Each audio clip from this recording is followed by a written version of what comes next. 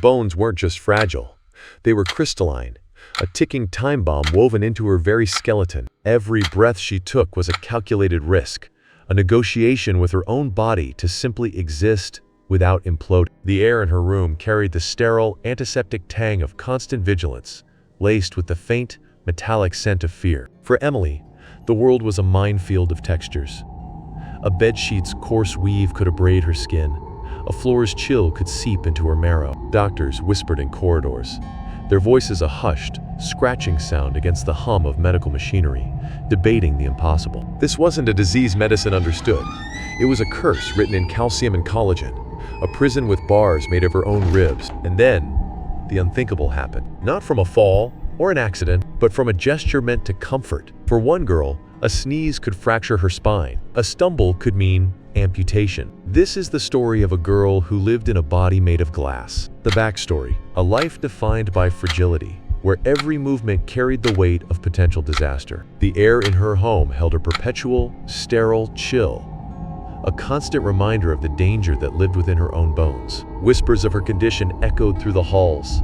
A ghost story whispered about the girl who could shatter. In a quiet Columbus suburb, Sarah and Michael welcomed their daughter Lily. 10 perfect fingers, 10 perfect toes. But by Lily's first birthday, Sarah's maternal instincts began twisting into something darker. The air in their home grew thick with an unnameable tension. A creeping dread settled in Sarah's chest, whispering that something about her perfect daughter was profoundly wrong. Lily's legs appeared, unnatural, bowed, with bruises in places no toddler could have reached. The air in the room felt heavy, thick with the scent of antiseptic and something metallic. Doctors dismissed the signs, their voices low and measured, but beneath their clinical certainty lingered a primal dread no diagnosis could explain. Clumsy kid, they'd say, or suggest a calcium deficiency. But at 18 months, Lily tried to pull herself up on the coffee table. The sound was a dry, brittle snap, like a twig. In the stark, sterile light of the ER, the X-ray told a different, horrifying story. The bone wasn't merely fractured, it was pulverized, like safety glass spiderwebbing under immense pressure. The diagnosis hit with the finality of a judge's gavel: osteogenesis imperfecta, type 3. The sterile scent of the hospital room suddenly carried the faint, coppery tang of old blood. Every future now seemed fragile, poised on the edge of a breath. Lily's body failed to produce collagen correctly, the protein granting bone its resilient strength. Her skeleton became brittle, terrifyingly fragile.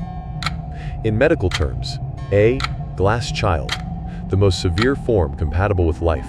Childhood transformed into a treacherous minefield of constant peril. Each day was a gamble against her own brittle anatomy, the air thick with the sterile scent of antiseptic and silent dread. A hug from her dad, Mike, if too tight, could crack a rib. A playful nudge from a future classmate might mean a femur fracture. Lily underwent dozens of surgeries, the sterile scent of antiseptic clinging to her memory. Rods were inserted into her long bones like internal splints, a cold, permanent reinforcement. Her body was a tapestry of scars and surgical steel. Sarah, you grieve for the future you envision. No cheering at games, no laughter on swings. Our existence contracted to this fragile, controlled sphere. Carpets 3 inches thick, corners padded on everything. We had to teach her stillness, a terrible lesson for a 3-year-old. How do you explain that her own curiosity could kill her? That psychological toll became its own suffocating prison. Lily studied the world through windows, learning to assess every movement for potential danger. She would later confess her dreams weren't of flying, but of walking without that constant metallic dread of a snap. Yet the true horror of OI Type 3 reaches far deeper than just the brakes. It's the invisible cage it builds around a life, the constant calculation of risk in every breath, every step. It was the compression. The immense gravitational force began to crush her body inward. Her weakened spine, unable to withstand the pressure, started to fracture and collapse. The air grew thick with the scent of ozone and the sound of bone yielding. A primal dread took hold as her structure failed under the relentless weight of existence itself.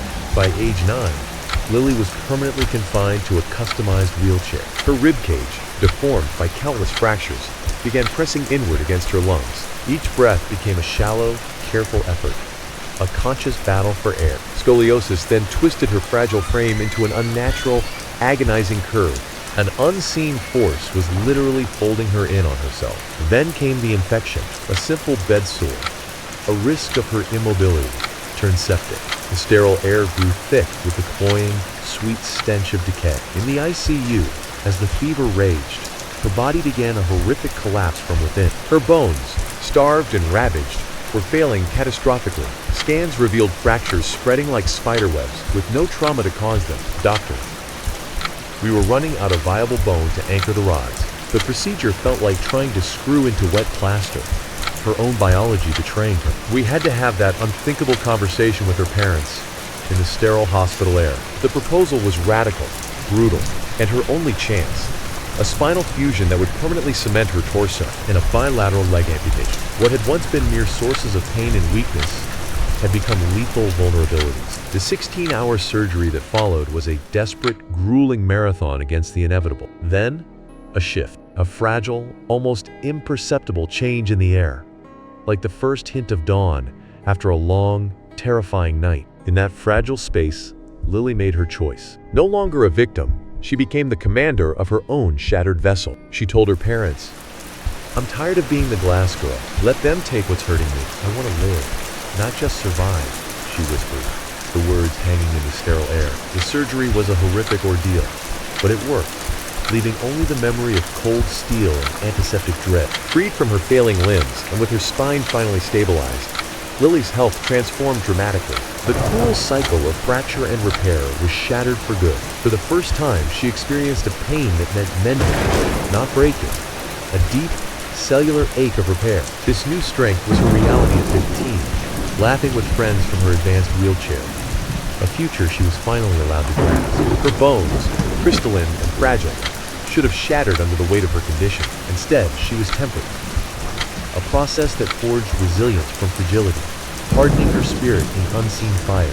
With prosthetic legs that clicked softly on hard floors, she learned to stand again, each step a quiet defiance. She became a fierce advocate, a blogger who revealed both her scars and her unbroken smile to a watching world. She traded the prison of a brittle body for the freedom of a resilient spirit. But this story doesn't end with a miracle cure. It ends with a haunting reality. The air in the room thick and metallic, like the smell of old pennies. Then, a single, repetitive piano began to echo, a stark and lonely sound that seemed to absorb all others.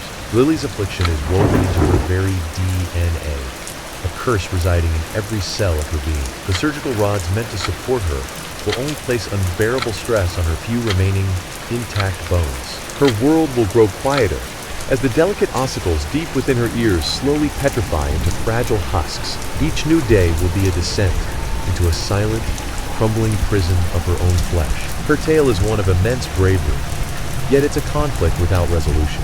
So tonight, as you settle into your bed, feel the solid frame supporting you. When you inhale deeply, notice your ribs expanding effortlessly. For Lily, and countless others, these simple acts are gifts of unimaginable fortune. Lily's gaze locks with ours, a faint, gnawing curl at the corner of her mouth. Her voice is a low, measured whisper, carrying the weight of ages. They call us brittle.